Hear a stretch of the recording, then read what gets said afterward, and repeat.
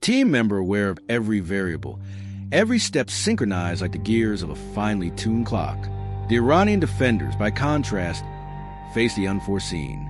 Even highly trained units can falter when expectation collides with unprecedented speed.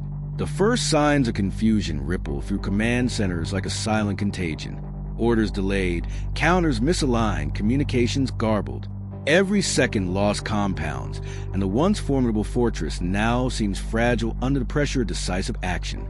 It is here in the velocity of operations that the hidden structural truth emerges.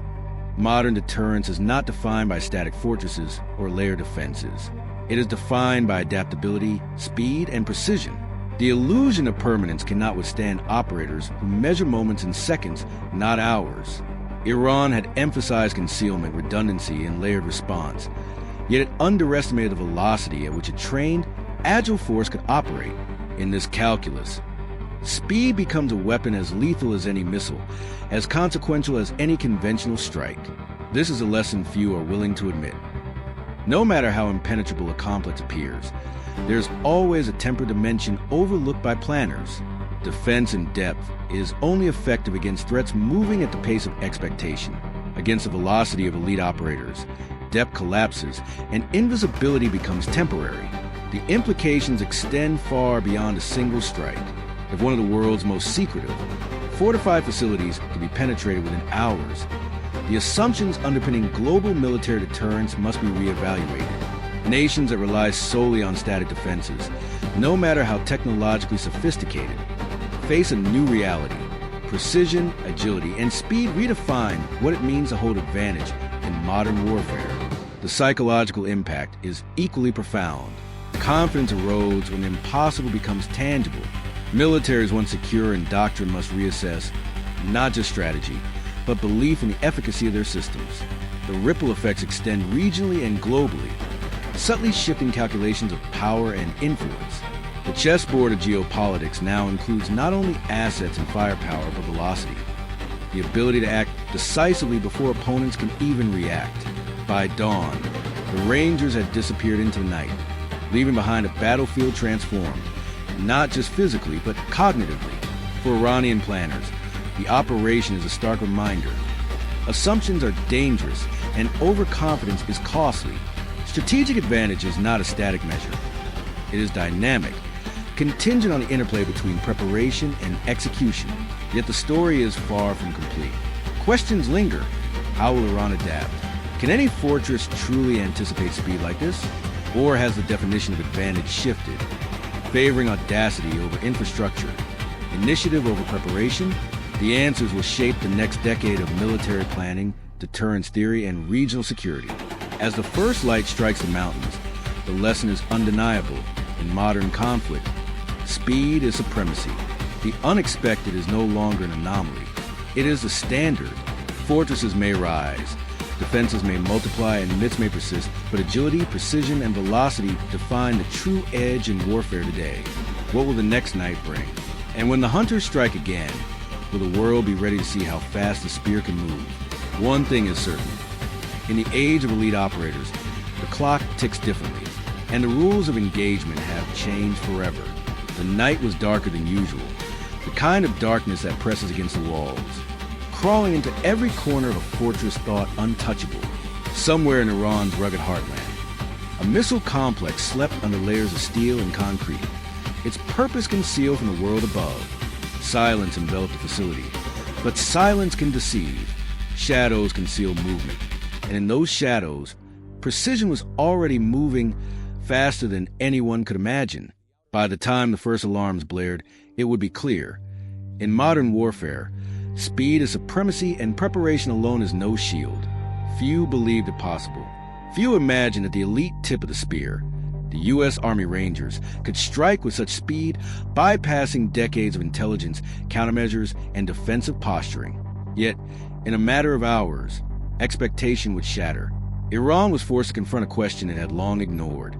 How vulnerable is your fortress when hunters move faster than your eyes can track? For decades, Iran cultivated an image of invulnerability.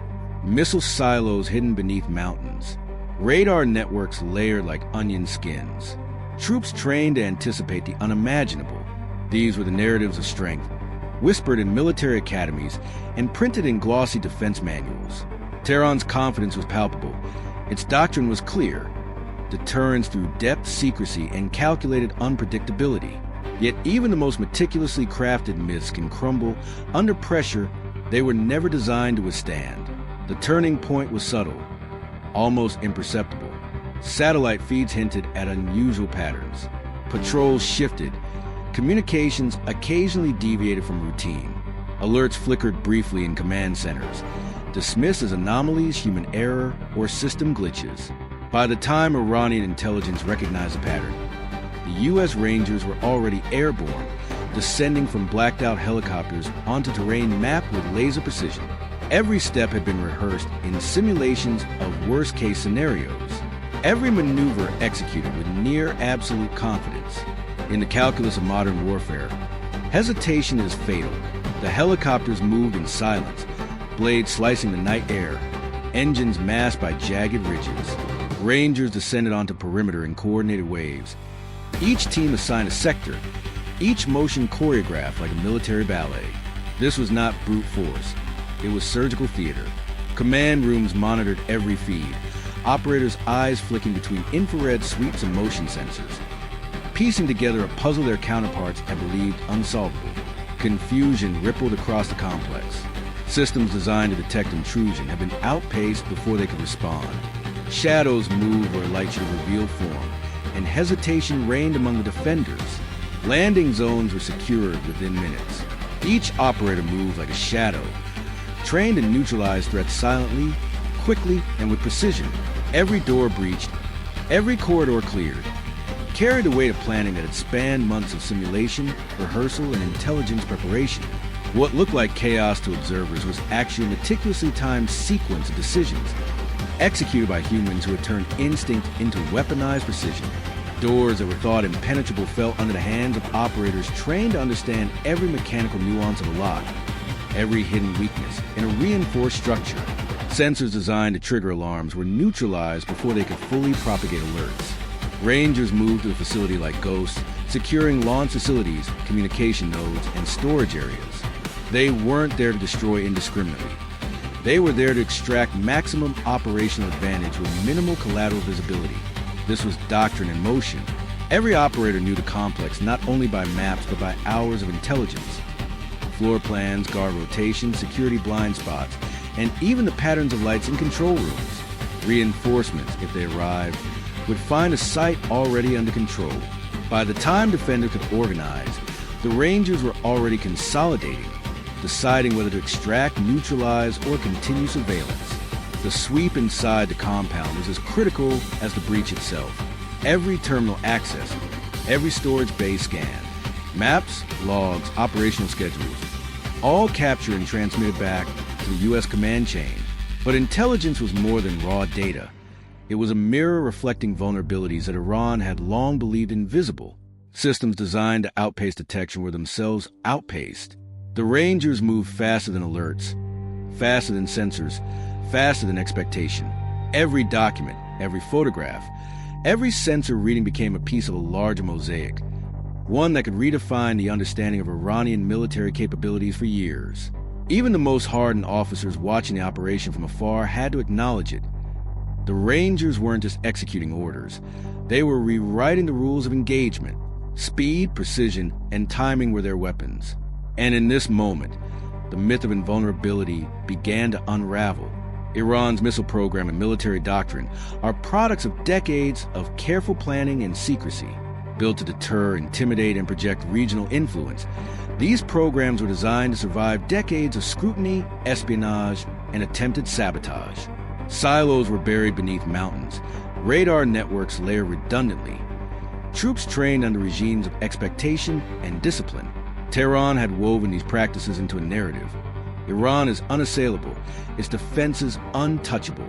But myths, no matter how elegant, carry vulnerabilities invisible to those who believe them. Every layer of redundancy adds complexity. Every silo hidden beneath mountains adds delay to rapid response.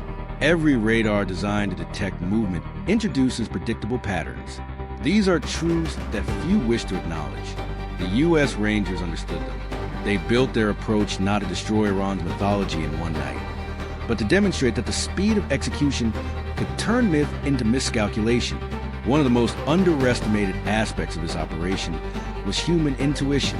While technology is critical, it is the operator's mind, the ability to read patterns, anticipate reactions, and make split-second decisions that allowed the mission to succeed.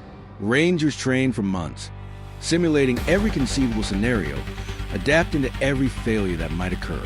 What might seem like chaos to an observer is, in reality, a controlled storm.